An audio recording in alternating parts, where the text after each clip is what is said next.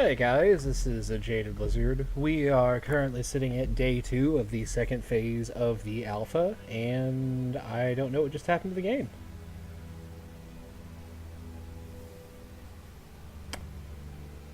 I was going to talk about the loadout screens we've got right now since I'm not doing anything else, but that was weird.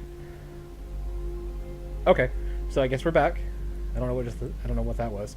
So I thought we would just take a look here at the different weapons available to each class and kind of talk about some things I've noticed looking at this, since I'm not doing anything important right now. I am currently the only person in this server. Fun stuff. So we have our standard 4 classes available like in previous Battlefield games. There's really not a whole lot of difference between them. But what I want to point out is the Archetypes menu, which is here. So, Archetype, I don't know if anybody can see this because the text is really difficult to read. I don't know why this is what they went with, but this is what they went with. The Archetype menus actually display a little bit of a brief description about each particular class. From what I can tell looking at this, I haven't seen anything to confirm it one way or the other, but it looks like each individual archetype itself is going to be fully customizable. So, you know how in Battlefield 1 we've got 3 loadouts per class for a total of 12 loadouts? In this game, it looks like we're going to get, if each of these boxes is filled, we're going to have a total of 16 possible loadouts per class.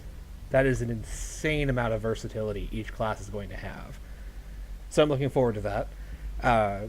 This particular one, I'm not sure if the available weapons tab here is going to change based on the archetype, or if it's just saying, this class, this is what you have access to.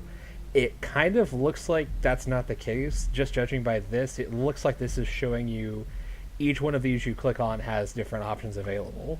We'll look at some of the others that we actually have the ability to change archetypes on, though, and see if I can confirm that. So here, Assault is pretty much like what the Assault class was in Battlefield 1. We still have access to submachine guns. We have true blue assault rifles in this game, like the Sturmgewehr 44, which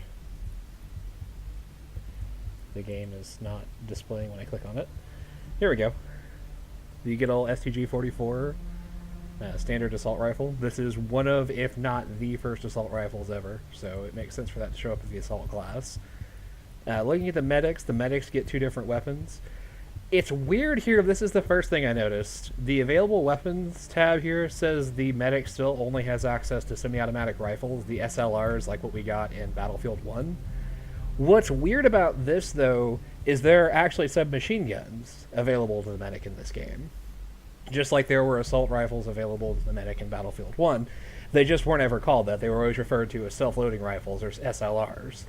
I'm not sure if this is just an oversight, if this is something DICE is going to change, or if DICE is just seeing what people's preference is with the medic class. Do we prefer using rifles like the Gewehr 43, which, from a functional standpoint, is basically a scoped sniper rifle. Most games actually depict it as a sniper rifle, so it's kind of interesting to see it depicted as a DMR here.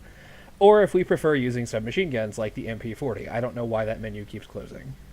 The difference here, I was a little bit leery of seeing the MP40 available to the medic class, just because the medic class is not a combat role at all. Our job is not to go out and kill the enemy. Our job is to keep our team alive. I was a little bit concerned because looking at the way the Optimat was implemented in Battlefield 1, you saw a lot of people using this as a secondary assault class, and that's not what the class is for.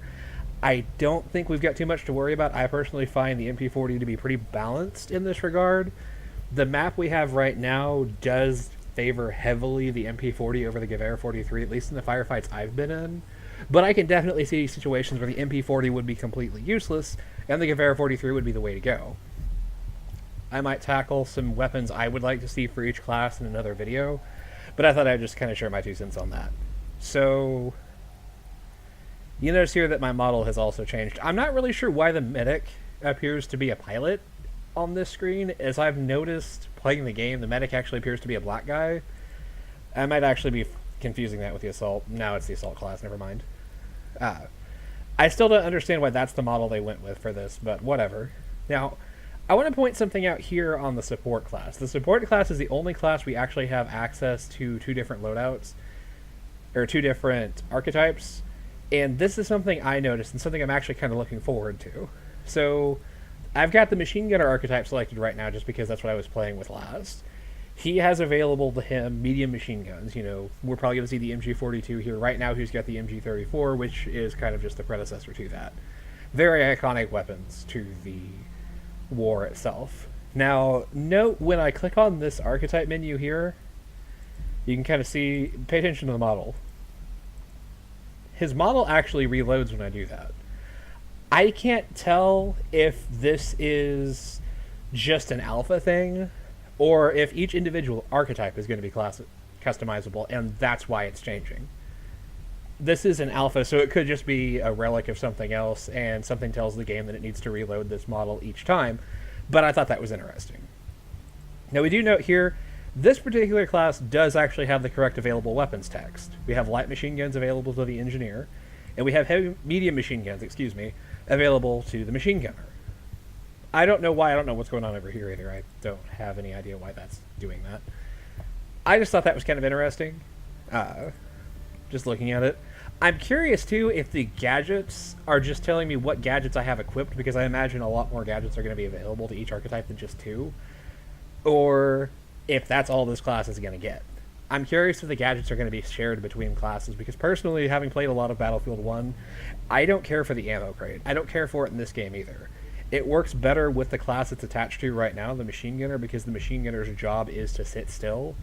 But I don't know how I feel about it being implemented here this way. I personally prefer to play aggressively with the ammo pouches. That could just mean that I'm going to play as the engineer class more often, though. So, last class, and I think this is something worth saying too. Last class is the Scout, which right now only has one actual archetype available, like all of the others, which is the Sniper class, who logically gets snipers. Now, what I think is interesting here is DICE has made such a big deal about how customizable the classes are. It looks like your class is going to be customizable between each, or your character is going to be customizable between each class, which is something I was really looking forward to. I mean, this jumping between the medic, who is this proto-stormtrooper looking dude, and the scout, who is this woman of indefinite extraction. I'm not really sure where she's supposed to be from. I mean, these are very clearly different characters. I don't know why she looks like a pilot either. I haven't figured out what's going on with this. That's just the model that seems to be displayed in the loadout screen. I'm not sure if this is what you look like in first person. I haven't really been paying a whole lot of attention to it.